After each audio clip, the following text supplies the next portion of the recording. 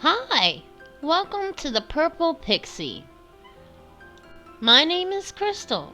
Thank you for joining me in the fairy garden today, where I make things on a shoestring budget, and then I ask you to tell me whether it was magic or mishap. Today I have 5 miniature carrots for you as part of the Minis Challenge hosted by Crafted by Corie. I'll tell you more about that later on, but for now let's jump right in with the first project, the yarn clothespin carrot. Did you know that you could curl yarn? Well, you can, and I'm about to show you how. All you need is some yarn, a wooden dowel the size of your choice, some parchment paper, and a heat source such as an iron or a heat press like I'm going to be using today. The size of your wooden dowel is going to determine how tight your curls are, so keep that in mind when choosing your materials.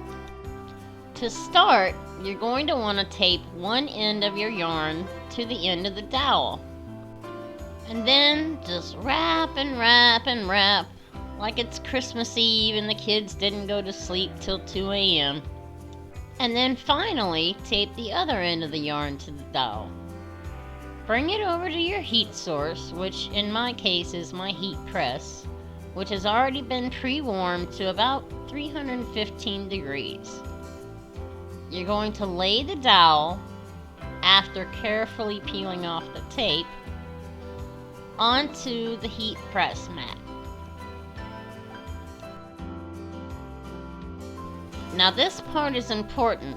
You have to cover it with parchment paper or a Teflon heat sheet. Otherwise, the acrylic yarn will melt. Heat it for about 10 seconds at a time, then turn it 1/3 of the way. Heat it again, and after another 10 seconds, turn it again. This ensures that all sides get heated, and therefore the entire strand of yarn will be curled. Always remember, safety first, folks. Then, as gently as you can, unwind the yarn from the dowel or slide it off the end. And this is what you're left with. By the way, this makes a great technique for making doll hair. You could even separate the strands by the plies and make it even thinner. And now we're going to make the shape of our carrot.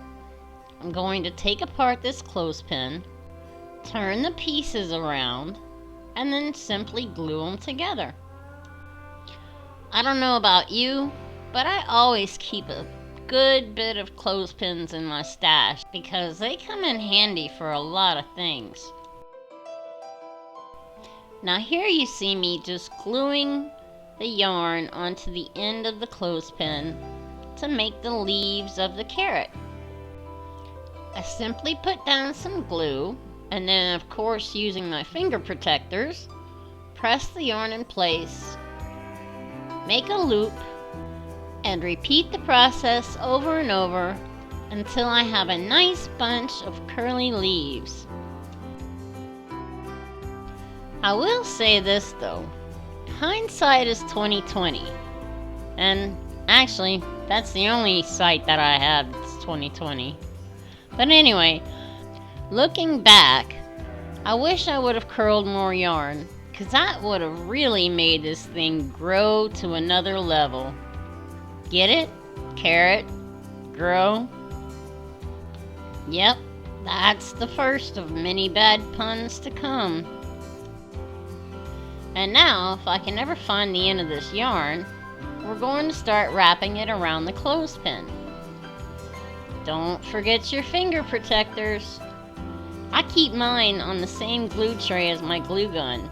That way, when I reach for my glue gun, my finger protector is right there, and I never forget to put it on. Well, almost never. So while you watch me wrap this carrot, let me tell you a little bit about myself. As I mentioned, my name is Crystal, and I'm a little blue-haired granny. But not the blue-haired granny you're thinking of. Nope, I'm more of an electric blue-haired granny.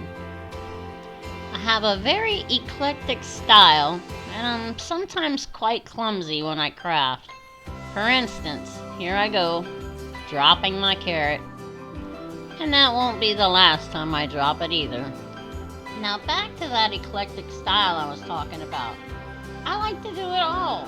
Farmhouse, shabby chic, glam, rustic, boho, and classic.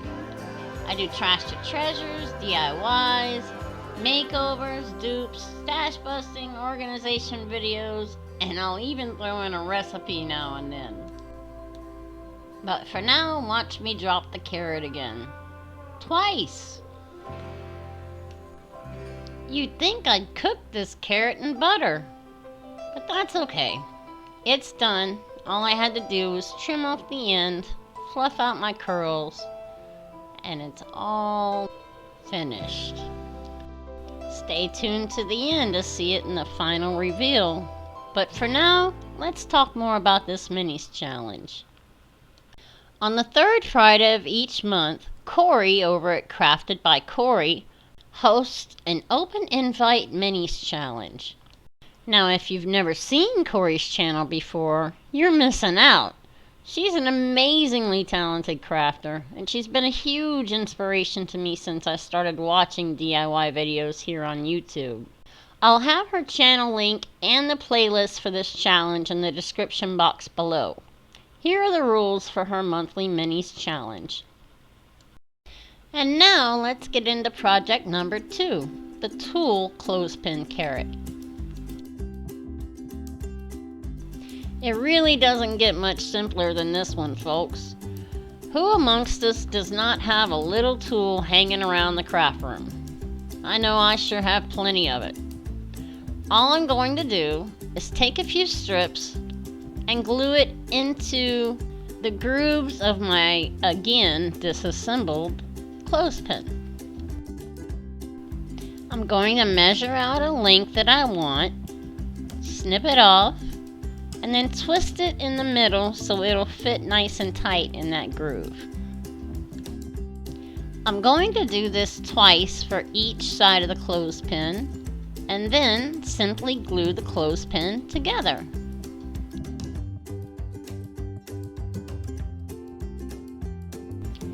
If you're already a subscriber to the Pixie Party, I'd like to say welcome back and thank you for all of your support. It really means a lot to me.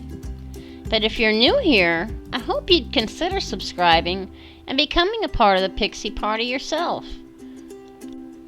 Don't be shy. Go ahead and hit that big red subscribe button, ring my bell, and that way you'll be notified every time I upload a video. Tell me hello down in the comment section below. I love to make new friends, and the more the merrier. Oh, and I wanted to give Corie a huge thank you for hosting this challenge. I love minis for Tiered Tree Decor, and I look forward to joining this challenge every month.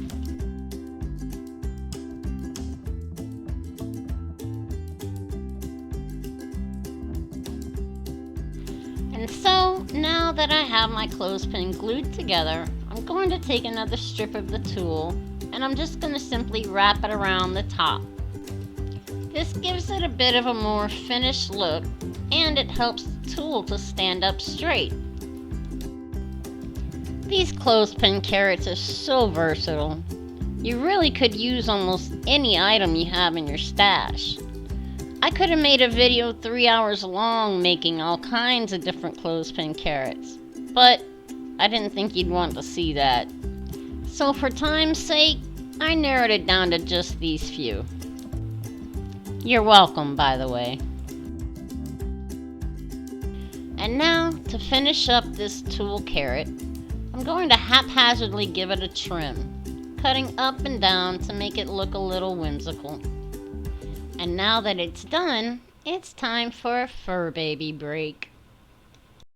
As I mentioned in my last video, I have two fur babies that are both cats. And this is my bad boy, Felix. Felix is 5 years old. He's a fatty at 16 pounds. And he's also the, shall we say, tomcat of the neighborhood. I'm pretty convinced that he has another family somewhere down the street because he only comes home at night and when he's hungry. He also loves to cuddle and drool, but I think I'll keep him. I love you, Fatty Felix. And now, on to project number 3, Rustic, Shim, Carrot. A long time ago, I bought a pack of these shims. I thought they were just regular wood planks, but opened the package to find out, nope, they're shims. But that's okay. I don't give a shim. You're lucky. That's only the second time I've made a bad play on words in this video. So here you see me using my good scissors to cut wood. Why? Because my dull scissors were out of reach, obvi, and I'm too lazy to reach over 12 inches and grab them. So now I'm going to sand down the edges to make sure I don't get any splinters. Because as I've mentioned before, me and sharp things don't seem to get along. Rest assured that if there's something in my projects that can cut me, burn me, or make me bleed, it's going to happen. But I have learned over the years that if I take a few preventative measures like sanding stuff down, it does kind of help to cut back on the injuries.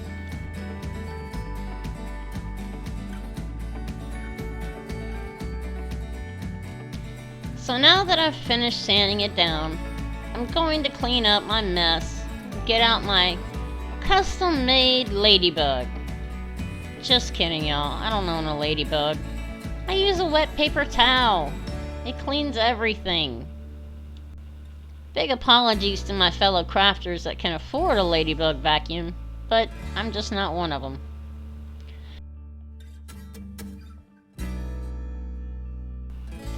And now I'm going to take a piece of painter's tape and a piece of paper, and I'm going to lay it down with sticky side up. I've got this raffia, and if I can ever figure out how to get it open, I'll cut a few pieces off and lay them across the tape.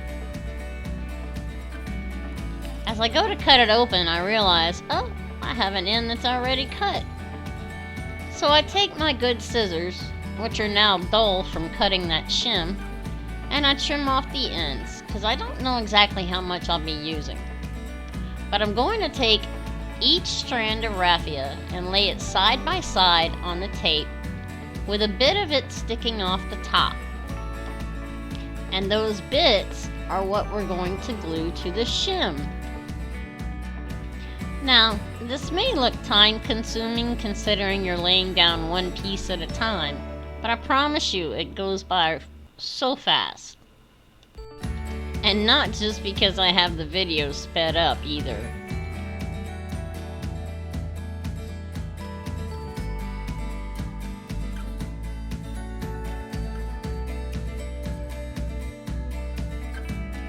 And once you have all the pieces down, give it a good straight trim across the top so all the pieces are flush. And now you're going to glue it to the shim. Make sure you don't glue it to the tape, just the pieces that are hanging off the end. Then remove the tape from the paper and continue gluing around every edge of the shim.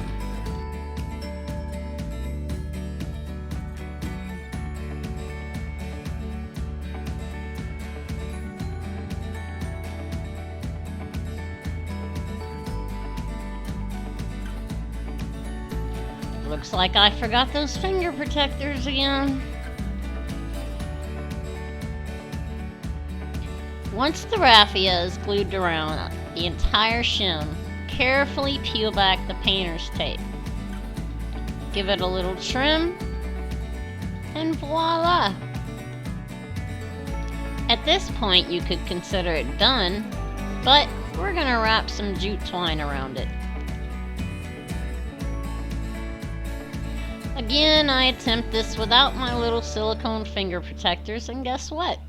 It gets stuck to my hand. That's okay, it didn't burn. I keep my glue gun on a low temp unless it's absolutely necessary that it be on high. This has actually saved me from getting extremely burned over the years, although it does still happen, as I mentioned before.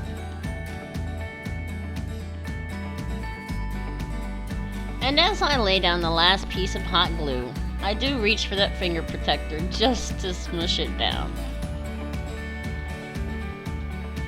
Now once again, we could be done here, but I'm going to take it one step further and we're going to give it some paint.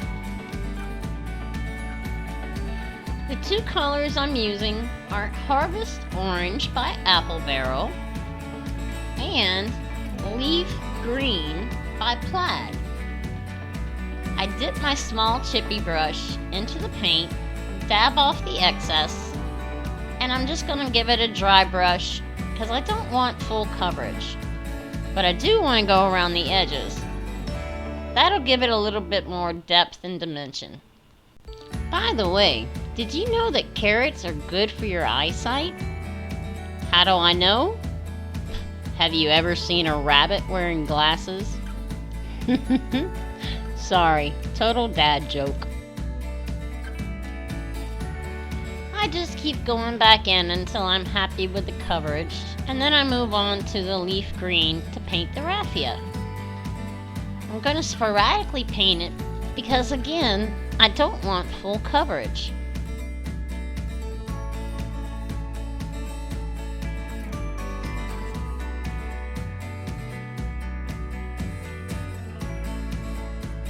And finally, this one's done also, and we can move on to project number 4, the Twine Clothespin Carrot. Remember how we curled that yarn in the beginning project? Well, in case you missed it, we're going to do it again, but this time we're going to use twine. Tape it to your dowel and wrap.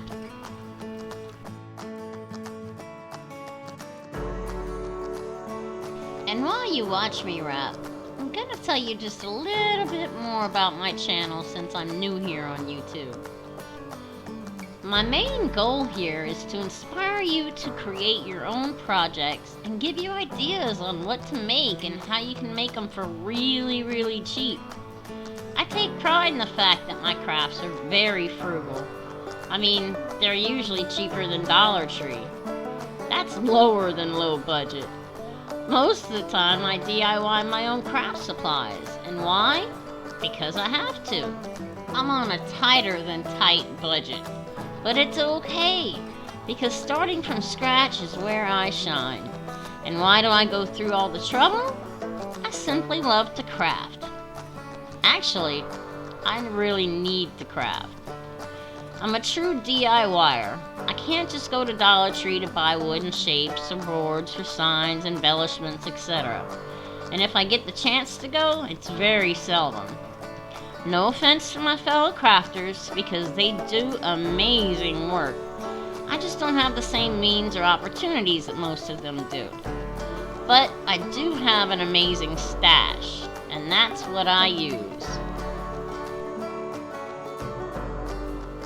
So now we're back at the heat press, and it's also been preheated again to about 315 degrees.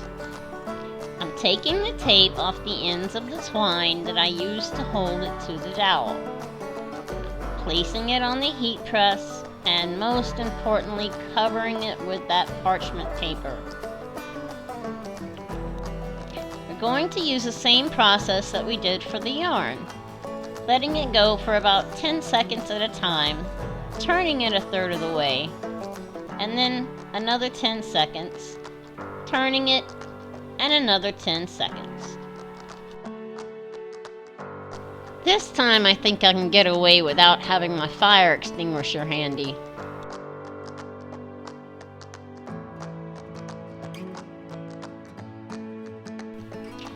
Now, when we gently remove it from the dowel, we end up with this curly cute piece of twine. Isn't that just so cute? And imagine the things that you could use this on. And remember, the smaller the dowel, the tighter the curl.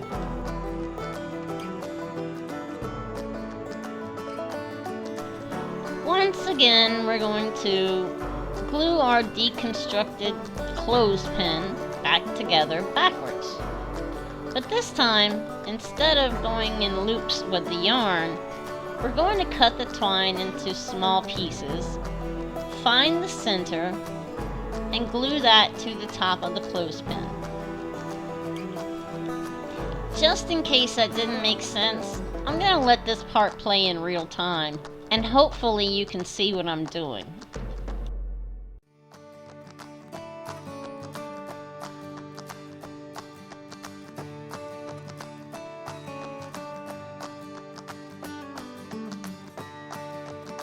Time to grab that finger protector that I didn't have on my glue tray. Just because I have neuropathy and my hands get numb, that's no excuse to burn myself. And by the way, as I've mentioned before, I got these finger protectors from wish.com a few years ago. They came 10 in a pack, and they're supposed to fit one per each finger. They really come in handy for when I'm sewing or crocheting, which I don't do a lot of these days, but it helps to have a bunch of them laying around, so if I'm near my crochet, I can grab one. If I'm near my sewing kit, I can grab one. And of course, if I'm near my glue gun, I have to reach for one. And now you get the gist of how I'm gluing them to the clothespin, so I'm going to speed it up a little.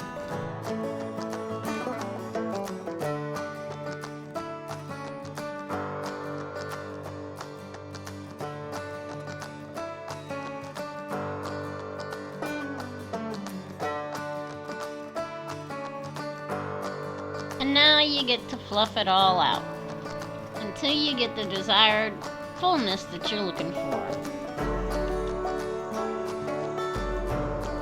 Now, originally I thought this would look really cute if I'd have just painted it, but we'd still need something to hide those ugly glued ends where we glued the green twine onto the top of the clothespin. So, instead of painting, I'm just going to go in with the brown jute twine and wrap the entire clothespin again. That should be the theme of this video. Not many carrots, but wrapped clothespins. But then again, it just goes to prove my point of how versatile these clothespins can be and how many things you can do with them. Like I said, I could have made a 3-hour video. And you never know, I may just do that one day. An entire video dedicated to clothespins. Now watch me wrap, now watch me fray fray, now watch me wrap, then watch me fray fray. See, I told you I wasn't your typical blue-haired granny. Now you can wrap this as tightly and neatly as you want to, but you really don't have to. Maybe you just want to go haphazardly around the clothespin. That would be fine too. In fact, I think that would lend well to the look. But I didn't think about that at the time, so I wrapped tightly and neatly all the way to the top.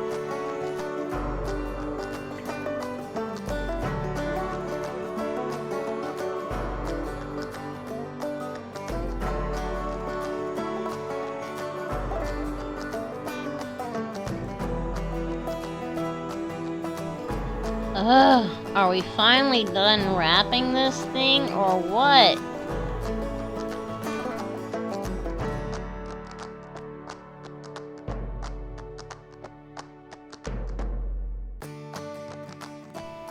I guess not.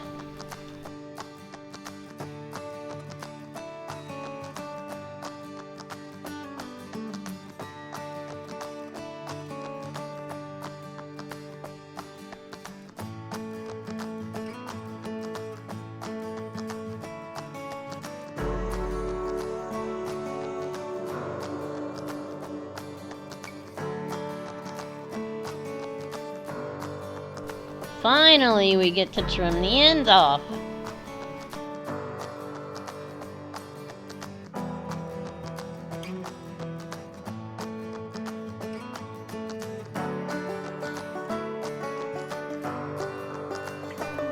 And now, this one is finished also.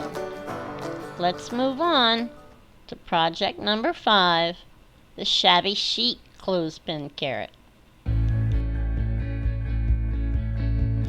As if you haven't seen it already, I'm showing you the materials that we're going to need to make this clothespin carrot. I'm going to use this box of straight pins because it's about the right size that I need to make my, well, tassel.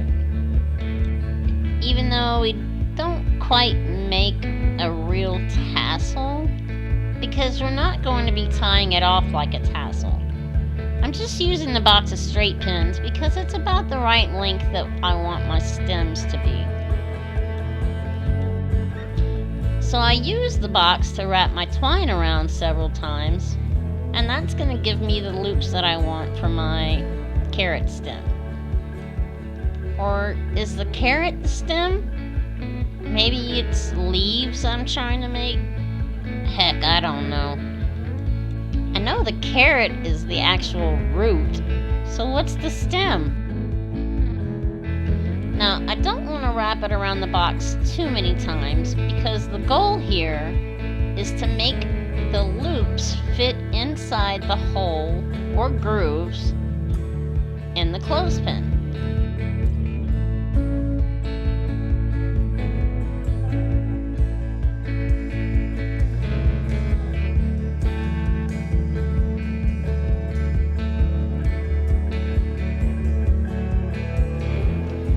What comes next after gluing the clothespins together? You guessed it, more wrapping. At this point, I'm starting to feel like an elf in Santa's workshop. Now, rather than take the easy way out and just hot glue some twine to one spot and start wrapping, I'm going to show you another technique to wrap a tassel. It's supposed to hide the knot underneath, but as you'll see, I have a little difficulty with that in the end. If you were watching closely, you'll see that I made a loop and I'm now holding that loop in place with my thumb. And when you get to the top, you take the loose end, feed it through that loop, and pull your original end up.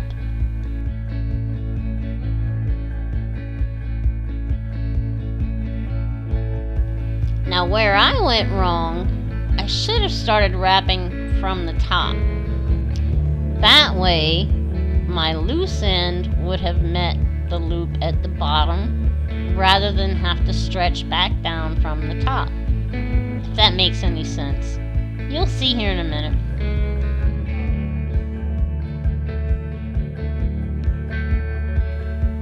Now I'm just giving the twine leaves, stems, whatever you want to call them, a little trim.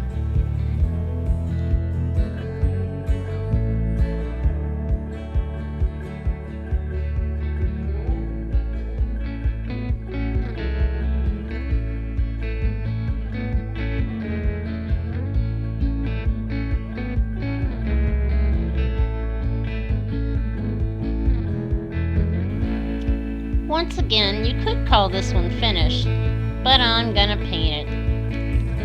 And using that Harvest Orange by Apple Barrel and Leaf Green by Plaid, I'm gonna shake these old paints up like it's my ex-husband's pregnant girlfriend.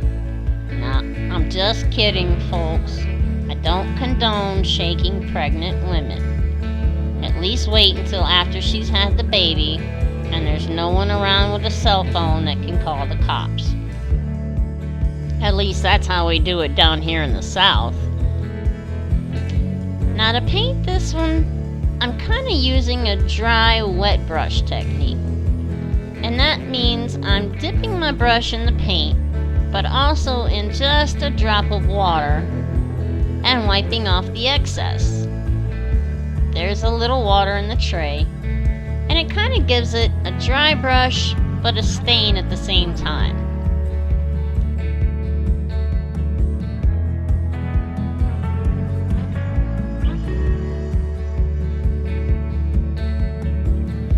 Make sure you get all those edges and the little hidden nooks and crannies. Distress as much as you can, get in those grooves. Again, that's going to give it a little depth and definition. Again, hindsight is 20/20, and I kind of wish I would have left this twine its natural color. But I didn't. So I did go in with the leaf green from Plaid and gave it a kind of a distressed look. It actually reminds me of me when I wake up. You know, that good old distressed look. But now it's done, and it's time for the final reveal. I really love this little curly top yarn carrot. I think it was my favorite. And in all honesty, the camera really just doesn't do them justice. They all turned out adorable. Perfect for a little carrot patch on a little tiered tray for Easter. However, my tiered tray is decorated for St. Patrick's Day, so I'm just going to show them to you in these sweet little baskets. My apologies for the shadows, but my current lighting situation kind of sucks. But I'm rectifying that, so don't worry.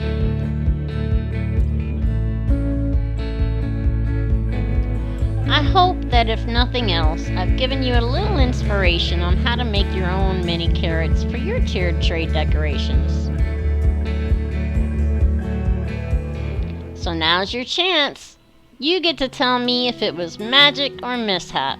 Let me know in the comments below what you think. Did you like my projects? Give me a thumbs up. Hit subscribe and ring my bell so you can become part of the Pixie Party.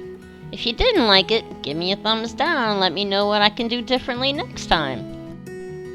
Today's inspirational quote is, "How you make others feel about themselves says a lot about you." Thanks once again for joining me in the fairy garden. I look forward to seeing you next time. And remember that all of me loves all of you.